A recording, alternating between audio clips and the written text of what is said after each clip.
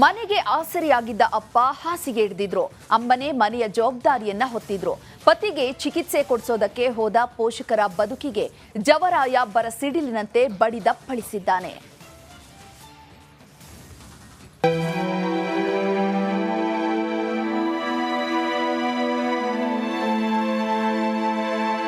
ಅಪ್ಪ ಮೊದಲಿನಂತೆ ಆಗ್ತಾರೆ, ಚಿಕಿತ್ಸೆ ಪಡೆದು ಊರಿಗೆ ಬರ್ತಾರೆ ಅನ್ನೋ ಒಂದೇ ಒಂದು ನಿರೀಕ್ಷೆಯಲ್ಲಿ ಆ ಮಕ್ಕಳು ಕಾಯ್ತಿದ್ರು. ಆದ್ರೆ ಮಕ್ಕಳ ಎದೆಯೇ ಒಡೆದು ಹೋಗುವಂತ ಸುದ್ದಿಯೊಂದು ಮನೆಗೆ ತಲುಪಿದೆ.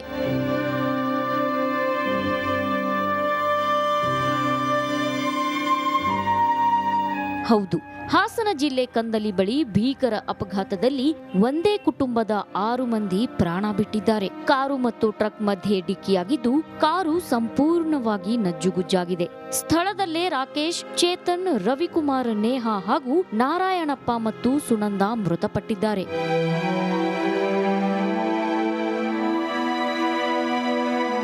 ಇನ್ನು ಮೃತರೆಲ್ಲ ಚಿಕ್ಕಬಳ್ಳಾಪುರದ ಕಾರೇಹಳ್ಳಿ ಗ್ರಾಮದ ಒಂದೇ ಕುಟುಂಬದವರು ಅಂತ ಗೊತ್ತಾಗಿದೆ. ಪಾರ್ಶ್ವವಾಯು ಹಿನ್ನೆಲೆ ನಾರಾಯಣಪ್ಪ ಹಾಸಿಗೆ ಹಿಡಿದಿದ್ರು. ಇಡೀ ಮನೆ ಜವಾಬ್ದಾರಿ ಸುನಂದಮ್ಮರ ಮೇಲಿತ್ತು. ಪತಿಯ ಚಿಕಿತ್ಸೆಯಿಂದ ಹಿಡಿದು ಮಕ್ಕಳ ಶಿಕ್ಷಣದವರೆಗೂ ಎಲ್ಲವನ್ನೂ ಸುನಂದಮ್ಮರೇ ನೋಡಿಕೊಳ್ತಿದ್ರು. ಪತಿಗೆ ಚಿಕಿತ್ಸೆ ಕೊಡಿಸೋಕೆ ಅಂತ ಗೋವಾದ ಬಳಿ ಊರೊಂದಕ್ಕೆ ತೆರಳುತ್ತಿದ್ರು.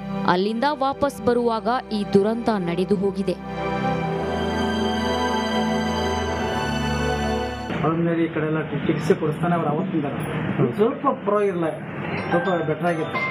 ಆದ್ರೂ ಇವರು ಕಾರವಾರದಲ್ಲಿ ಔಷಧಿ ಕೊಡಿಸ್ಬೇಕಂತೇಳಿ ಇವರು ನಿನ್ನೆ ಹೋಗಿರೋದು.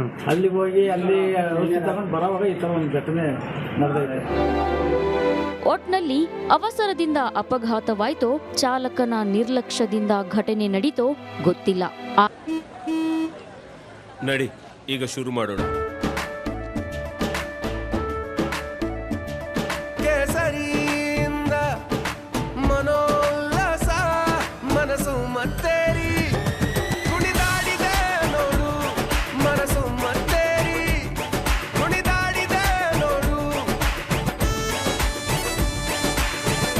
ಕ್ಷಣ ಕ್ಷಣವೂ ಆಚರಿಸಿ ಕೇಸರಿ ಹಬ್ಬ. ವಿಮಲ್ ಬಾಯಲ್ಲಿ ಹೇಳಿ ಕೇಸರಿ. ಆದರೆ ಅಪ್ಪ ಅಮ್ಮನಿಲ್ಲದೆ ಮಕ್ಕಳು ಮಾತ್ರ ಇಲ್ಲಿ ತಬ್ಬಲಿಯಾಗಿದ್ದು ದುರಂತ. ಖುಷ್ವಂತ್ ಮತ್ತು ವಿಶ್ವನಾಥ್, ರಿಪಬ್ಲಿಕ್ ಕನ್ನಡ. ನಿಯಂತ್ರಣದಲ್ಲಿದೆ. Bureau report, republic Kannada.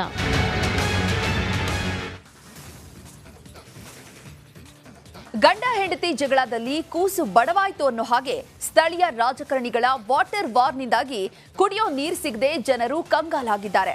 ಅಷ್ಟಕ್ಕೂ ಏನಿದು ಸ್ಟೋರಿ ಅಂತೀರಾ? ನೀವೇ ನೋಡಿ.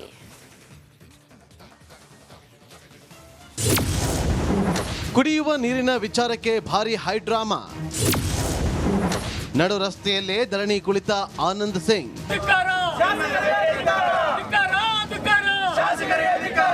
ಬೇಕೇ ಬೇಕು ನೀರು ಬೇಕು, ಬೇಕೇ ಬೇಕು ನ್ಯಾಯ ಬೇಕು. ಧಿಕ್ಕಾರ ಧಿಕ್ಕಾರ, ಶಾಸಕರಿಗೆ ಧಿಕ್ಕಾರ.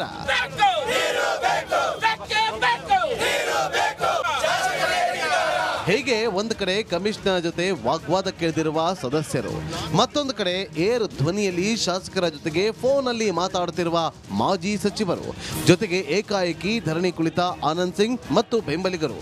ಇಷ್ಟೆಲ್ಲ ಹೈಡ್ರಾಮಕ್ಕೆ ಸಾಕ್ಷಿಯಾಗಿದ್ದು ವಿಜಯನಗರ ಜಿಲ್ಲೆ.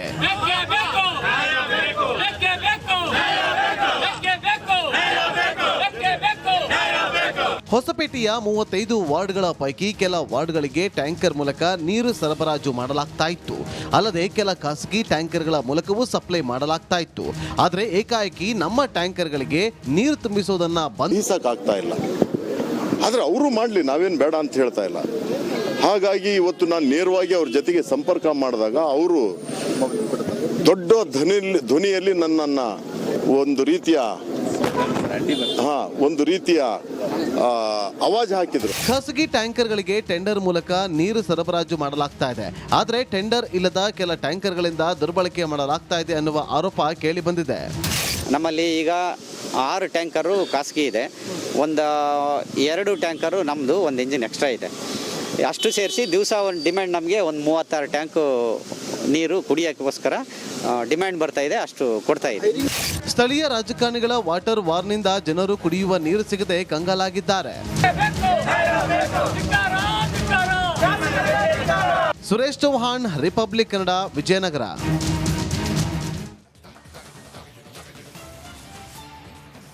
ಮಾತಲ್ಲೇ ನಂಬಿಸ್ತಿದ್ರು, ಹಣ ಹೂಡಿಕೆ ಮಾಡಿ ಅಂತಿದ್ರು. ಕೊನೆಗೂ ಕೋಟಿ ಕೋಟಿ ಹಣದ ಸಮೇತ ಪರಾರಿಯಾದ್ರು.